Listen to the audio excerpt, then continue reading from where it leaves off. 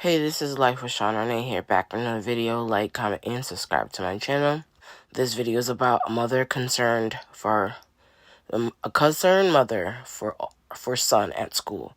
Now, the reason why I'm saying it like that, it should have been the other way around. But anyways, this mother gets a call about her son. Well, actually, she didn't get a call from her son. From the school, something tragic happened to her son, and they didn't call. And, if you're a parent, you would want a phone call if something happened to your child. But this didn't happen that way. So, let's watch the video. So, I'm going to just start off by saying it. Yesterday, my son was stabbed at school, and nobody called to notify me. Yep, can't believe it. Nobody called to notify me. So, I'm going to just tell you the story.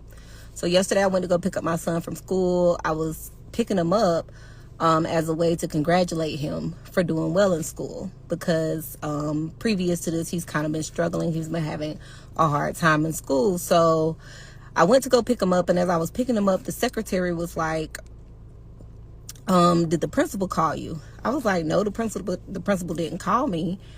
She was like, well, you might just want to ask your son. So I asked my son, like, what happened? And he tells me, a girl stabbed him in class after he took his Chromebook back from her. Immediately when I heard this, I go back into school. I initiate a conversation with the principal, and she's telling me that the girl got like a suspension, which in my mind is like a minimal punishment for what she did, as well as even on the referral note, it stated that the girl said that she didn't care and that she would shoot him. That's what she said on the referral note. So I ended up leaving.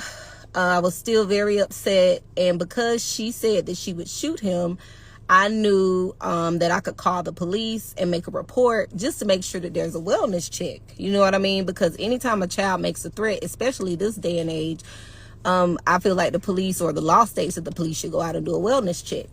So I reach out to to 911, and they're like, oh, well, let me connect you to the resource officer at the school.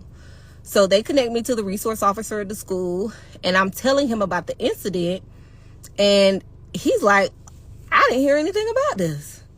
I'm like, how didn't you hear anything about this? Like, he was like, nobody notified me of anything.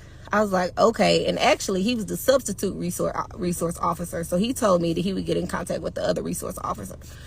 When the other resource officer called me back, he at least told me that charges were going to be pressed against the little girl. Because one, she stabbed my son, and then two, she said she didn't care. She would shoot him, right? That's just crazy. I couldn't even fathom how she could be getting away with this. So me and my son, we were getting in the car, and I was actually on the phone with his grandma, and I was like, I really just don't understand, like, why nothing was done. Because in my day, you stab somebody at school, you might go to DJJ, you definitely gonna get expelled, you're not gonna be allowed to come back. And that's when my son was like, oh, it's because her mom works at the school. It's because her mom works at the school. And suddenly it made perfect sense. It made perfect sense why they skipped every protocol. They didn't call me to let me know. There was no nurse on campus to even assess the wound. And I'm a nurse. You could have called me and I could have showed up as a nurse. You didn't tell the resource officer, that a child on campus had assaulted somebody violently with a weapon. And it was all because your mom works at the school. Yeah. So I thought that when I was sending my child to school, that, I understand kids can be bullies. I get that. I get the kids can be bullies. But I did not think that the teachers and the staff there would support the bullying. I did not believe that the teachers and the staff there would support the bullying. And at this point, I'm really just figuring out the next steps that I need to take.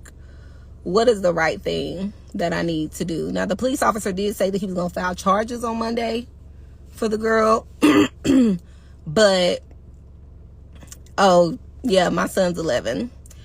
He did say he was going to file charges on the girl on Monday. But based off what I was hearing, it's several family members in that school that are related to several children that go to that school. And those children at that school are jumping kids. They're becoming emboldened to stab other children and then brag about it while their mom's at work. So I'm just trying to figure out the right steps to take. And of course, I'm taking my son out of that school. But what about the other children that are in that school that are still in danger due to the nepotism and the negligence of the staff? So I'm open to comments, concerns, opinions. I really just want to know other people's point of view on this. Thank you.